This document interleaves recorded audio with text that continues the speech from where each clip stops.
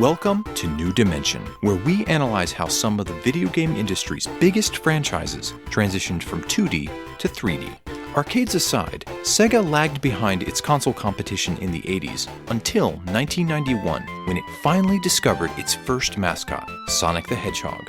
Using the Genesis's ballyhooed blast processing, the blue spiny mammal tears through side-scrolling levels at blistering speed, making his game stand out. Sonic is one of the major reasons Sega's Genesis overtook the Super Nintendo in the early portion of the 16-bit console wars. For over 25 years, Sega has struggled to parlay that success into the third dimension. But why?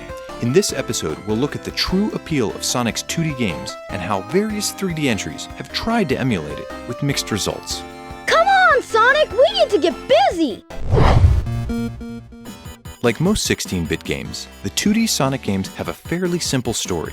In Sonic 1, Dr. Robotnik, who is now known as Eggman, takes over an island and turns all the animals into robots to help him search for mythical stones with immense power, called Chaos Emeralds. Sonic must save the animals and recover the emeralds for himself.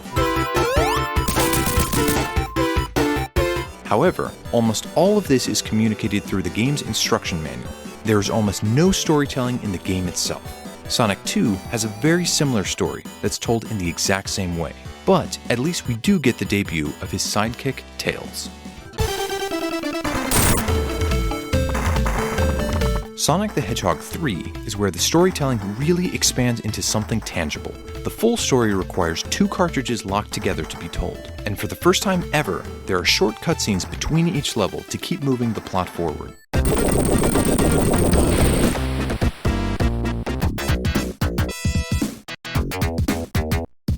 Knuckles also has his own storyline in the combined game, where he's fighting a Sonic robot. It's the first time Sonic's story is told within the actual game, instead of a synopsis in a manual. Oh yeah! This could be fun! When moving to 3D with the Sonic Adventure games, the scope of the story is vastly expanded. You see the pros from multiple points of view, all running in parallel. In the first Sonic Adventure, Dr. Eggman frees a mythical water god with immense power. His subsequent quest to find Chaos Emeralds intersects with the various characters trying to do the same. The entire cast also has flashbacks to ancient times as the game tries to explain the backstory. But I'm still not sure what it all means. Sonic Adventure 2, on the other hand, simplifies the story structure in some aspects, but also complicates things with Sonic's black doppelganger, Shadow. The cops are blaming Sonic for Shadow's misdeeds, so he and Tails must avoid the authorities. Now I know what's going on! The military has mistaken me for the likes of you! The basic plot is simple, but Shadow's hijinks add some semblance of complexity, and you get to play both sides of the conflict. So while the plots in the 3D Sonic games have more nuance, they're still very simple. I promise you, revenge! The biggest changes appear in how the stories are told. The presentation of the story in both Sonic Adventure games include tons of in-game cutscenes with full voice acting. You can also watch the same cutscenes from multiple perspectives, which is a neat way to show the disparate plots coming together as a whole. The problem is that the cinematics are very rough. The hand-animated movement is stiff, and the facial animation doesn't even come close to matching the voice acting. So what do you say, Sonic? Let's find the Chaos Emeralds before Eggman does. Sonic Adventure 2 is a bit better in this regard, but it's still not great. What are you talking about? That emerald's mine. After the Sonic Adventure games, the plots become more complex until the infamous Sonic the Hedgehog from 2006 thinks it's okay for a hedgehog to have a relationship with a human. After this massive flop, subsequent 3D Sonic games drastically simplify their stories and only follow a single narrative. Dr. Eggman has destroyed the world, and Sonic must save everyone. Is everyone okay? We are thanks to you. This simpler premise avoids potential awkwardness, but the tone is all over the place. Sonic Force's mature story, where Sonic is defeated and the world devolves into war, is so ridiculous it feels like a parody. Sonic is gone, Amy, and Tails has just lost it. The production values continue to improve with each new release, but still fall well below the line when compared to most story-driven video game franchises. While speed is certainly important to Sonic games, in the early releases, branching paths in the level design are almost as paramount. Every level includes points where you can choose which direction to go, with each having its own specific obstacles and layout. Generally, The higher path jacks up the speed and requires split-second reflexes to complete. The lower path is usually slower, but includes a lot more enemies, platforms, and hazards to navigate. This level design philosophy expands over the original trilogy, with a couple exceptions like Marble Zone in the first game. In Sonic 3, there are giant rings hidden in each stage that hide the special stages you need to complete to get the best ending. The game also includes multiple playable characters for the first time. Since Tails can fly into new areas Sonic can't reach, the level design must be tweaked to accommodate. Knuckles can also break certain walls, which leads to entirely new paths and even new boss encounters. The ideal of branching paths takes a while to manifest in 3D. The Sonic levels in the first Sonic Adventure in particular almost always have just one intended path to the goal. Yes! The sequel generally has a high path and a low path for most of its speed-focused stages, though they merge more often than the 2D games. This is likely a byproduct of its new ranking system, where you are encouraged to complete levels as quickly as possible while defeating enemies and scooping up rings. That leads to one of the fundamental dilemmas with 3D Sonic games. It takes exponentially more resources and skill to create levels in 3D. This is even more of a challenge as technology improves and player expectations increase. Since one of the primary tenets of Sonic's gameplay is being able to speed through each stage as quickly as possible, a lot of work is required for something players go past without much reflection. Finishing the 2D Sonic games in a couple hours makes sense in 1992, but in the modern age, players expect games to be much longer. Therefore, many of Sonic's modern 3D games are padded with multiple characters that require you to play each stage multiple times, often at much slower speeds.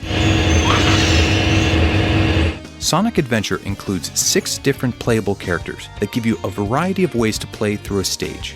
Characters like Sonic follow the traditional linear route, while more versatile characters like Tails, Amy, or Big the Cat are deployed to take shortcuts, complete more puzzle-focused zones, or just catch some fish. I got a fish! It truly expands the possibilities over the 2D games, but it also requires much more complex level design, and therefore work. Found it! While in the 2D games, each stage is just given to you and you have no agency over what you play, in the move to 3D, Sonic Adventure introduces an overworld. The catch is that you have to find each level in the overworld, and clues can be a little too ambiguous. You must find the Chaos Emerald, but searching in the jungle is very difficult. Without a guide, you're left to bumble around, and even if you know where to go, the overworld itself is confusing to navigate. So which is the superior design? That's likely up to personal taste. Where's this? Sonic Adventure 2 also includes 6 playable characters, but they take an addition by subtraction approach, with just 3 primary styles. Sonic and Shadow blaze through each stage, Knuckles and Rouge treasure hunt, while Tails and Eggman pilot mechs. Despite the streamlined approach, there is actually more level variety. Sonic Adventure 2 also ditches the overworld in favor of a linear progression from one level to the next. We can find it! Right, Knuckles? What? Why do I have to find the key? You can also replay levels with different win conditions, such as collecting 100 rings or finding a secret area with a lost Chow. I found him. The most recent 3D games split the difference by including levels that are played from both 3D and 2D perspectives. The 3D zones are mostly linear and built around blasting through enemies and navigating through obstacles at high speed. The 2D segments generally expand upon the multiple path concept from the early 2D games. The collectible red rings found in each zone provide an incentive to explore each level that isn't found in the 2D games, or even most of the Adventure-era games. The modern games also embrace Sonic Adventure 2's extra missions, but take them even further. They are sliced up into smaller chunks, but feature added elements and their own unique goals. You generally have to complete a handful of extra missions to progress the story, but you can also play through them to unlock new abilities and bonus materials. The way you access levels also changes from game to game. Some just use a generic world map, while others include a more streamlined hub world where you need to do light platforming to get to each zone entrance. Sonic Frontiers takes this to the extreme, since a gigantic open hub world is the primary focus, while the more intricately designed roller coaster style levels are tucked away for players to find. The 2D Sonic games are even more simple to control than Mario's 2D games. Indeed, it can sometimes feel like all you have to do is hold right and the game kind of plays itself. All 3 buttons on the face of the Genesis controller do the same thing, make Sonic jump. But this isn't just any jump. It doubles as a movement mechanic and an attack. This duality is part of the risk and reward aesthetic that drives the Sonic series. You must put Sonic in dangerous positions in order for him to deal out damage. Mastering how he bounces off enemies is another important tenet of its 2D play. It can be unpredictable, sending you flying into another enemy or careening off a ledge.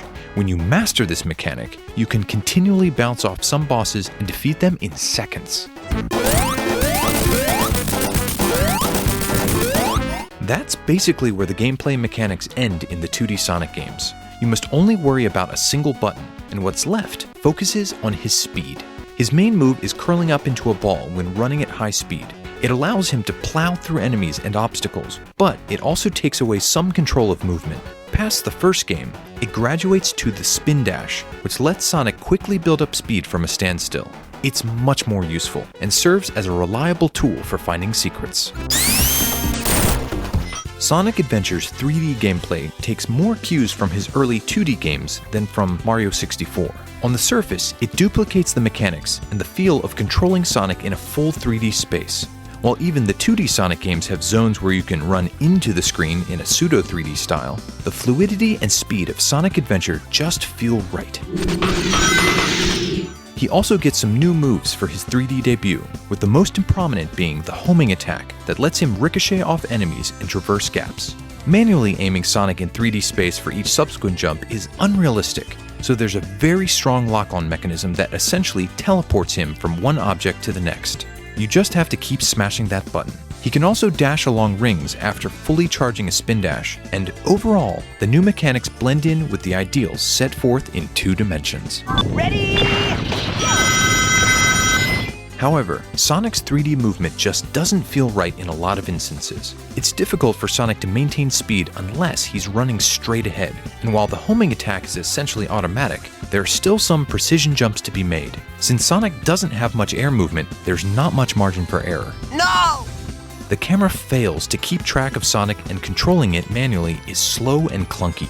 It's telling that the places where Sonic Adventure feels the best to play are where it's essentially playing itself. Running straight ahead, chaining speed boost pads to make quick turns, and homing attacking chains of enemies. In this way, the transition from 2D to 3D is ironically kind of faithful. If Sonic's controls are iffy, some of the other characters play outright badly. Knuckles in particular shows off just how terrible the camera truly is, while Amy's hammer can bring her to a standstill at the worst time. Sonic Adventure 2's gameplay is a huge improvement, once again thanks to its less is more approach. The camera is both a lot easier to control and a lot smarter in general, even in the treasure hunting levels. Sonic and Shadow's movement and jumping feel a lot more responsive. Meanwhile, there are a lot more on-rail segments where manual control is de-emphasized. Sonic Team has also figured out that the homing attack chains are the most rewarding part of the gameplay and include a lot more of them. You are often grinding on rails or dashing through ring chains, and while it does feel like control is taken away, it's for the betterment of the overall experience. Both the design changes and camera improvements help a lot as you search for emerald pieces with Knuckles and Rouge. The lock-on mechanic is improved for Tails and Eggman's shooting stages, but you can still defeat most bosses by spamming the shoot button. In recent years, Sonic's 3D games have mostly focused on boosting through zones. As you collect rings and defeat enemies, you gain boost power that you can use to maintain top speed and smash through obstacles. The homing attack remains, and you also have a quick step to dodge obstacles and maintain speed. At this point, the series' gameplay has settled into a competent 3D rendition of the Hedgehog's 2D escapades. At least when you're playing as Sonic. The support characters remain to pad out the experience, and they continue to be the weak link in Sonic's 3D video games. Sonic has a reputation for pushing the Sega Genesis to its limits. Even in the original Sonic the Hedgehog, the vibrant colors, sprites that simulate 3D depth, and detailed backgrounds stand out. However, it's the extensive animation that really helps the varmint become an icon of 90s attitude. Whether he's running fast, spinning in the air, or even pushing a box, Sonic's moves truly bring his pixels to life. In his second 2D game, it's the special stages that truly steal the show. As mentioned earlier, these bonus levels simulate a 3D environment as Sonic and Tails collect rings while running down a half-pipe. But the world is not constructed of polygons. The illusion comes from stitching together a lot of images at relatively high speed. Sonic the Hedgehog 3 makes another massive leap in complexity. Backgrounds and foregrounds are more detailed, and it includes a bevy of new visual effects. The special stages continue the attempt at mimicking 3D as Sonic runs around trying to touch blue spheres. It looks great, but Sonic 3 pales in comparison to the original vision for the game, what would become Sonic 3D Blast. This isometric entry pushes the Genesis to its limits, with actual 3D models and an opening CG movie. Sonic Adventure will always be one of the first standout games of the 128-bit generation, thanks to the power of the Dreamcast. There is a lot going on in its 3D environments, yet the engine can handle it and make sure Sonic's trademark speed is never sacrificed. However, the overall presentation hasn't held up nearly as well as the pixel art on the Genesis. You've been watching the 2011 remaster running on PC, which cleans up the character models, outputs in high definition, and increases the draw distance. However, a lot of background elements like buildings and vehicles remain untouched, and it can be jarring. It really stands out in cutscenes when the touched-up character models appear in frame at the same time. That girl is such a pain. Sonic's charisma also takes a hit in 3D, as the fun, boisterous animation from his 2D games has been completely removed. You mostly see him from behind, which eliminates his iconic mohawk silhouette, and often makes him look like a random character with blue dreadlocks. Ouch! Recent 3D releases have fixed nearly all the graphical issues we've just mentioned, but there's no denying that Sonic's visual transformation into 3D has come with some bumps and bruises, while still staying true to the franchise's visual identity. The explosion of rings when Sonic takes damage is perfect. The way the bumpers, enemies, and tracks are modeled is faithful. The coloring and themed zones are generally right on point. If there's one major complaint, it's that Sonic's patented attitude and personality lose some of their punch. I guess all kinds of things show up when your neighborhood turns into a desert. The Genesis technically has limited sound capabilities when compared to the Super Nintendo, but that doesn't hurt the soundtracks in Sonic's early 2D games. Like all music, it's almost always more about the song writing than the sounds being used.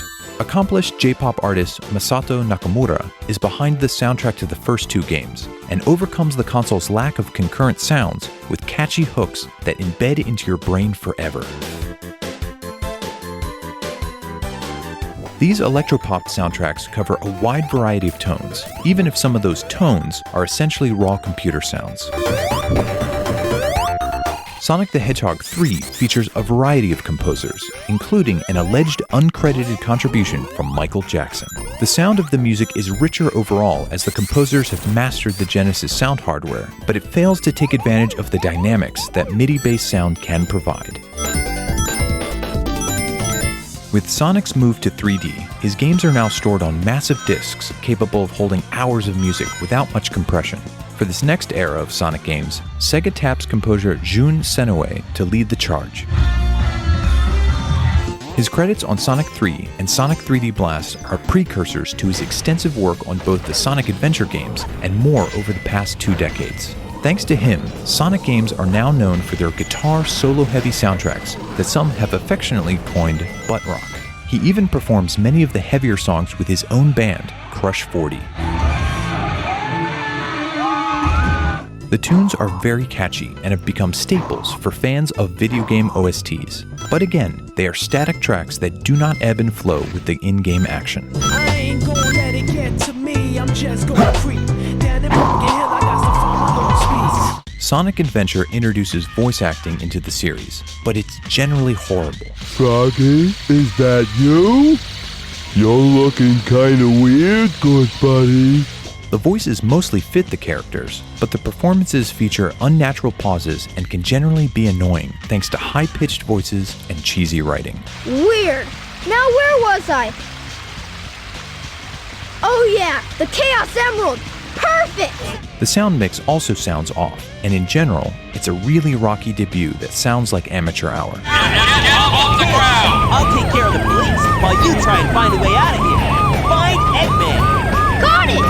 Things do get better in the recent 3D Sonic games, but Sonic Team has learned over time that less can also be more when it comes to talking animals. You need to find that thing, and fast!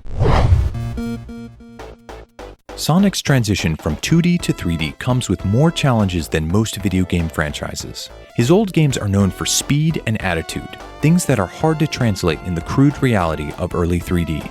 Even 2 decades later, fast, precise 3D platforming still isn't something that's easy to create or common enough that you can learn from the mistakes of others. Sega has eventually succeeded with Sonic in 3D as it's employed its addition by subtraction strategy, though some will argue it can go even further. Sonic Team's penchant for padding the 3D Sonic games with extra characters and modes often keep them from obtaining top-shelf status.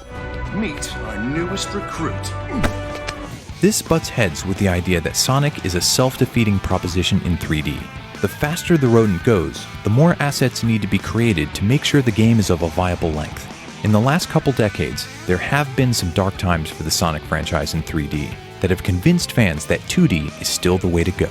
But when everything comes together and Sonic is blazing through colorful landscapes, dishing out justice with his homing attack, and bouncing off bumpers like a pinball, everything clicks. And it feels like he's made the move to 3D with style, grace, and most importantly, speed. Rodeo!